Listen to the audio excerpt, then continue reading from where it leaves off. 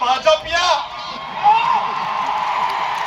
એને કહી દે ચેતર વસાવા એકલો નથી, આ કરોડો આદિવાસી એની સાથે છે.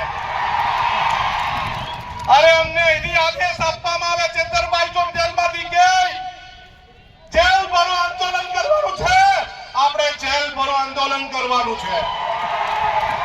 અરે ગુજરાતમાં એવી કોઈ જેલ નહીં મળે જે 1 કરોડ આદિવાસીને જેલમાં મૂકી હતી.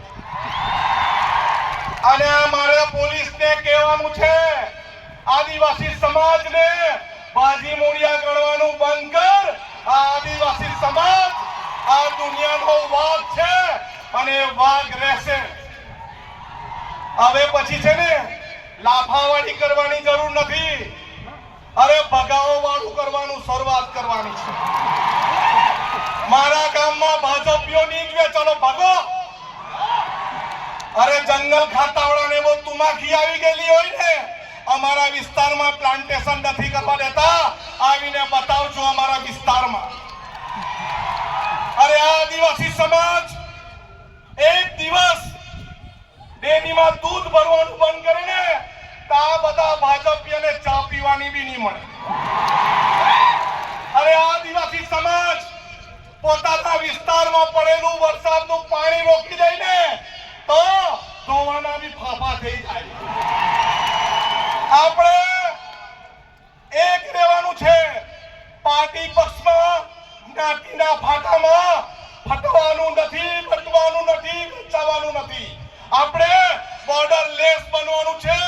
દરેક ભારતીય આદિવાસી એક થવાનું છે. મારો વિસ્તાર તારો વિસ્તાર નહીં.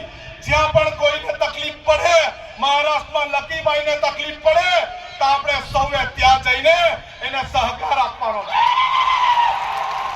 આપણા વિસ્તારના દરેક લોકોને મારે અપીલ છે કે આ વર્ષાબેન એના કુટુંબની જવાબદારી એક ભાઈ તરીકે આપણી છે કે નહીં?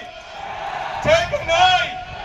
અને પોલીસ વાળા, અહીંના પોલીસ વાળાને બી કહેવા માંગુ છું, તમારામાં તાકાત હોય ને આવનારા દિવસોમાં જેલ ભરો આંદોલન કરવાના, ત્યારે અમને અટકાવજો. અમે લડવા તૈયાર છે. અમે લડવા બી તૈયાર છે, મરવા બી તૈયાર છે, પણ ઝૂકવા તૈયાર નથી. આપણે કદી ઝૂક્યા નથી અને ઝૂકશું પણ નથી. દરેક હાથ ઊંચો કરીને કહેવું, આપણે સૌ હાથ ઊંચો કરીને કહો બધા, આપણે સૌ ચેતરભાઈના સમર્થનમાં છે. આ સરકાર નહીં સમજે, આવનારા દિવસમાં જેલ ભરો આંદોલન કરીશું અને કરીશું. સૌનો આભાર. સૌને જય જોહાર, જય જોહાર.